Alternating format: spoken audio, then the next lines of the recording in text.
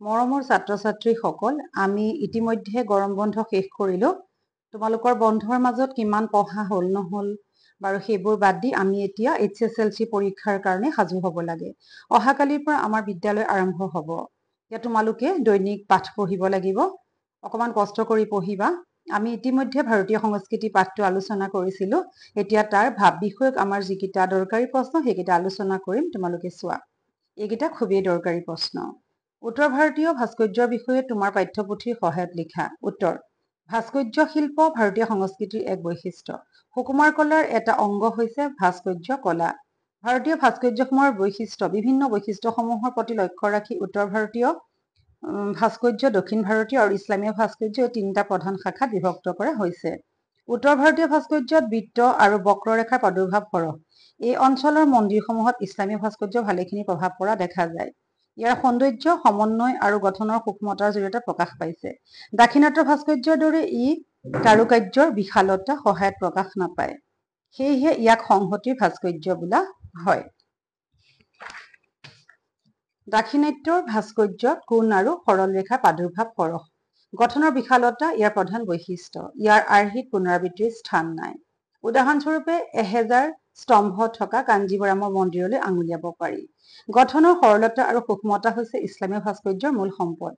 ইয়াত ৰেখাৰ লগত ৰেখাৰ সমন্বয় ঘটিছে। এনেবোৰ ভাস্কৰ্যই হিন্দু আৰু ইছলামৰ সমন্বয় ঘটিছে। হিন্দু ভাস্কৰ্যই ইছলামীয় পদ্ধতিৰ জটিলতা হ্ৰাস কৰিছে। আকৌ ইছলামীয় ভাস্কৰ্যই হিন্দু ভাস্কৰ্যৰ কাৰুকাৰ্য প্ৰদান কৰিছে। এনেদৰে এক নতুন ভাস্কৰ্য সৃষ্টি হৈছে। উদাহৰণস্বৰূপে তাজমহলৰ কথা আঙুলিয়াব পাৰি। তেনেদৰে হিন্দু ভাস্কৰ্যৰ পদুম ফুল আৰু কলহ ইছলামীয় ভাস্কৰ্যত ব্যৱহাৰ হয়। তাৰ পিছৰ প্ৰশ্নটো চোৱা। অজন্তাৰ গুহাৰ শিল্পকলাৰ এটি বিৱৰণ দিয়া। অজন্তাৰ গুহাৰ অনন্তকালৰ বাবে শিল্পকলা সঞ্জীৱিত হৈ আছে।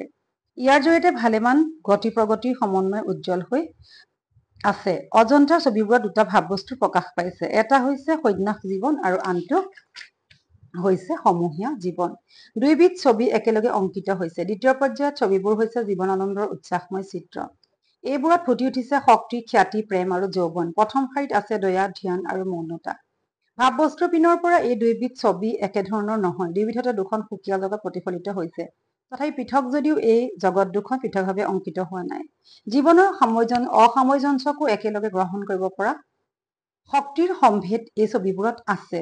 প্ৰাক মুছলিম যুগৰ জীৱন প্ৰাচুৰ্যৰ কথাও অজন্তাৰ ছবিসমূহত, চিত্ৰসমূহত আছে। পুৰুষ, মহিলা, শিশু বিবিধ ভংগীমাত সকলোবোৰ একে ঠাইতে অংকিত হৈছে। জীৱনৰ প্ৰাচুৰ্যই যেন শিল্পীক মতলীয়া কৰিছে। এই জীৱন প্ৰাচুৰ্য একে ঠাইতে ধৰি ৰাখিবলৈ তেওঁলোকে উদ্বাউল হৈছে। ছবিবোৰত ভাৱবস্তুৰ অসামঞ্জস্যৰ মাজতো বাস্তৱৰ অখণ্ডতাৰ কথা বিস্তৃত হোৱা নাই। শিল্পীৰ শিল্পজগত আৰু বাস্তৱ জীৱনৰ মাজত এক সুন্দৰ সমন্বয় স্থাপিত হৈছে। ইয়ে অজন্তাৰ চিত্ৰশিল্পৰ গৌৰৱ। ইয়াৰ পিছত আমি আন এটা প্ৰশ্ন চাম। মোগল সম্ৰাট বাবৰৰ আমোলত ভাৰতত প্ৰৱেশ কৰা চিত্ৰকলাৰ নতুন ধাৰাটি কেনে আছিল লিখা। মোগল সম্ৰাট বাবৰৰ আমোলত চিত্ৰশিল্পৰ নতুন ধাৰা পোনপ্ৰথমে ভাৰতত প্ৰৱেশ কৰে। এই চিত্ৰশিল্প মূলতে আছিলে প্ৰচুৰ ব্যক্তিবোধ। এনেধৰণৰ ব্যক্তিবাদী আৰ্টত জনজীৱন বা সমষ্টি জীৱনৰ কোনো সংবাদ নাছিল। ইয়াৰ লক্ষ্য আছিলে ব্যক্তিৰ জীৱন প্ৰকাশ। ইয়াৰ জন্ম হৈছিলে তাইমুৰ খাঁ আৰু চেংগিজ খাঁৰ ৰাজ দৰবাৰত।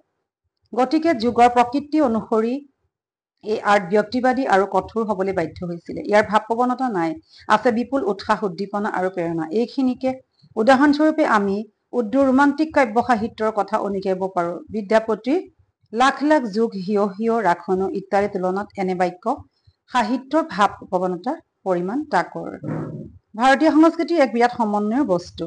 এই কথাষাৰ কিমান দূৰ যুক্তিপূৰ্ণ ভাৰতীয় সংস্কৃতিৰ পাঠটোৰ আধাৰত বিচাৰ কৰা।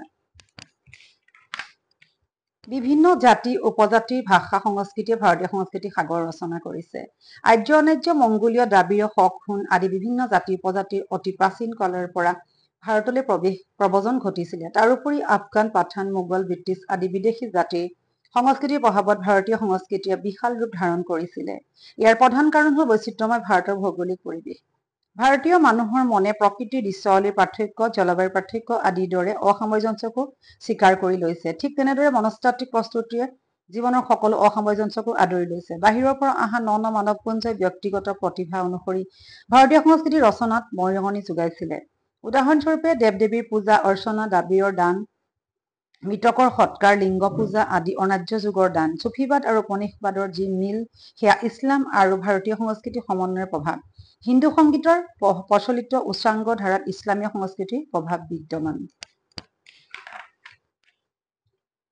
এছিয়া, ইউৰোপ, আফগানিস্তান, ব্ৰহ্মদেশ, কম্বোডিয়া আদি ঠাইৰ পৰা বিভিন্ন জাতি উপজাতিৰ লোকসকল ভাৰতলৈ আহিছিলে। এই লোকসকলৰ সাংস্কৃতিক বিনিময়ৰ যোগেদি ভাৰতীয় আৰ্য অনাৰ্য সংস্কৃতিৰ সংমিশ্ৰণ ভাৰতীয় সংস্কৃতিৰ বিশালতা লাভ কৰিছিলে। ইয়াত অবিচ্ছিন্ন ধাৰতীয় ভাৰতীয় সংস্কৃতিৰ মূল সম্পদ। আৰ্যসকলৰ প্ৰচেষ্টাত ভাৰতীয় সংস্কৃতি সমগ্ৰ দক্ষিণ পূব এছিয়ালৈকে বিয়পি পৰিছিলে। ভাৰতবৰ্ষৰ মৰুভূমি, সমতল ভূমি, নদ নদী তথা হিমালয় পৰ্বতৰ প্ৰাকৃতিক সৌন্দৰ্য ভাৰতীয় লোকৰ জীৱনত সংস্কৃতি অবিচ্ছিন্ন ধাৰা সদায় চিৰপ্ৰবাহমান হৈ আহিছে। এইদৰে ভাৰতীয় সংস্কৃতিৰ ধাৰা অবিচ্ছিন্ন হৈ পৰিছে। মৰমৰ ছাত্ৰ ছাত্ৰীসকল, আমি ইতিমধ্যে ভাৰতীয় সংস্কৃতিৰ যিকেইটা দৰকাৰী প্ৰশ্ন আলোচনা কৰিলো, এইকেইটা HSLCৰ কাৰণে খুবেই দৰকাৰী। তোমালোকে ভালকে পঢ়িবা। আৰু প্ৰশ্ন আছে, মই পিছত আলোচনা কৰিম। ভিডিঅ'টো ভাল লাগিলে লাইক কৰিবা, শ্বেয়াৰ কৰিবা, ছাবস্ক্ৰাইব কৰিবা। ধন্যবাদ।